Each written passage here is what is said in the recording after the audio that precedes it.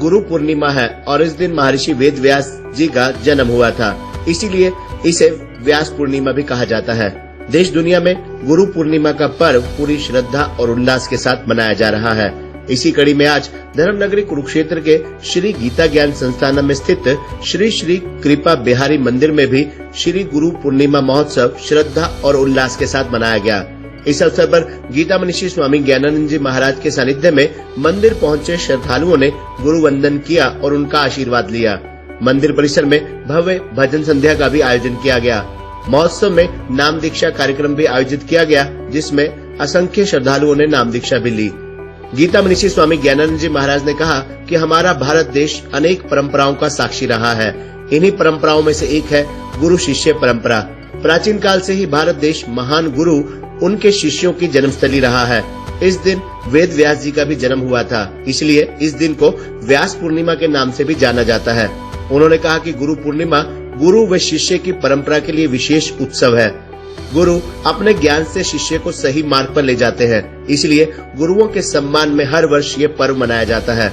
उन्होंने कहा कि गुरु शब्द की उत्पत्ति संस्कृत भाषा से हुई है और इसका गहन आध्यात्मिक अर्थ है।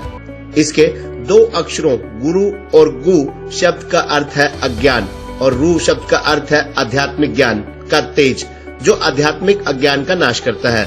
संक्षेप में गुरु वे हैं जो मानव जाति के आध्यात्मिक अज्ञान रूपी अंधकार को मिटाते हैं और उसे आध्यात्मिक अनुभूतियां और आध्यात्मिक ज्ञान प्रदान करते हैं।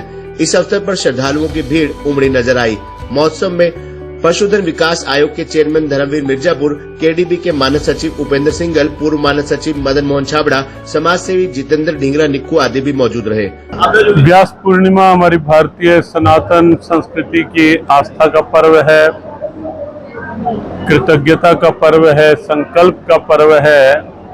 अपनी संस्कृति, क्योंकि जिसके द्वारा कुछ पाया जाता है उसके प्रति कृतज्ञ रहना, ये हमारी भारतीय सनातन वैदिक परंपरा है। और क्योंकि कल्याण का मार्ग, सन्मार्ग, जीवन उद्धार का मार्ग गुरुदेव के माध्यम से प्राप्त होता है और इसीलिए आज का दिन एक गुरु पूजा के रूप में लिया जाता है। अपने यहाँ कृतज्ञता उस स्तर तक भी है कि हम वर्ष में एक दिन ऐसा भी रखते हैं जहाँ केवल मशीनों की पूजा होती है, क्योंकि मशीनों से रोजी रोटी का साधन मिलता है।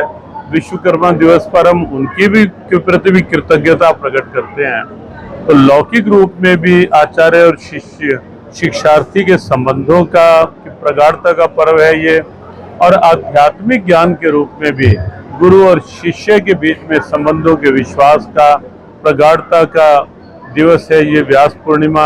और वैसे क्योंकि महर्षि व्यास हमारे भारतीय अध्यात्म ज्ञान का मूल हैं, वेद उनकी कृपा से मिले, पुराण उनके द्वारा रचित हुए, भगवद गीता भी उन्हीं के प्रयास से हमारे तक पहुँचे।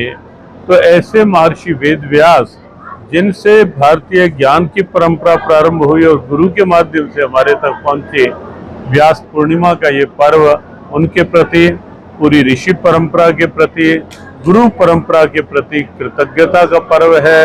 और संकल्प का इसलिए कि इस दिन में हम कुछ अच्छे संकल्प लें, अशुभता से शुभता की ओर चलने के, अज्ञान से ज्ञान की ओर चलने के, बुराइयों से अच्छाइयों की ओर चलने के, कोई जीवन में नशे इत्यादि की वृत्ति है उसे त्यागने के, तो बहुत क्रोध, बहुत ईगो जीवन में समस्या बन रही है उसे त्याग करके एक सद्भावना में जीवन का संकल्प लें।